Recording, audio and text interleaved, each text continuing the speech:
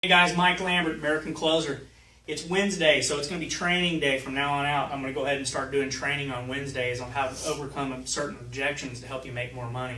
So when you're dealing with your prospects today, you're going to start hearing them say, call me back, or I'll call you back. And when they say that, I need you to understand what the difference is. So when someone says call me back, you have to handle a little different than when someone says I'll call you back.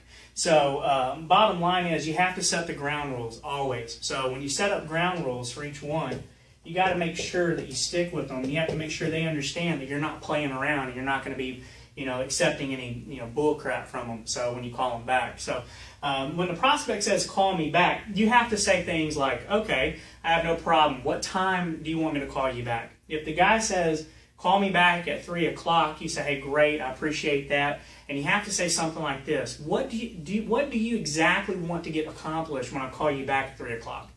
And just shut up and let them give you the answer to your question. They'll tell you what they want you to get accomplished. So if it's anything other than doing the deal or figuring out how to do the deal, he's not serious. And you have to ask him, well, I'm confused.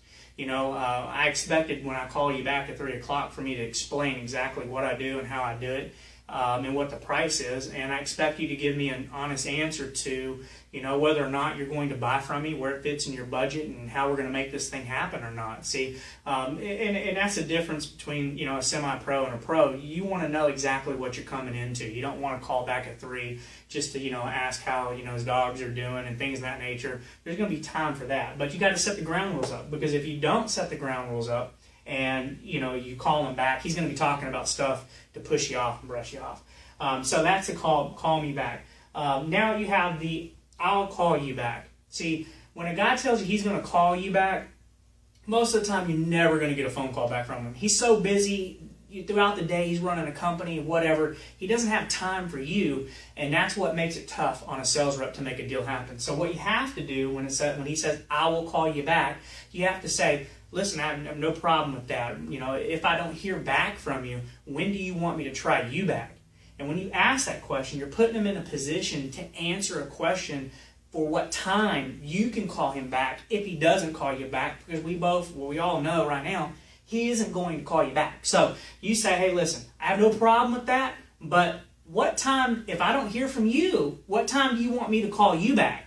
And he's going to give you that time, and then you set that up. And then also, you want to set some ground rules up on this one as well. And what I mean by that is hey, listen, when I call you today at 3 o'clock like you've asked me to, if I don't hear from you, I just want to know, what exactly do you want to get accomplished? And he's going to explain to you what he wants to get accomplished. If it isn't anything other than a deal, just, again, you need to get him straight. You need to cut him off and say, look, man, I'm here to do a deal. And so that way you guys cover that stuff. So the last but not least, you have to set an upfront contract. So, what that means is you have to say, listen, when I call you back today at 5 o'clock and we discuss what it is that you want to discuss, I need to know from you a yes or a no.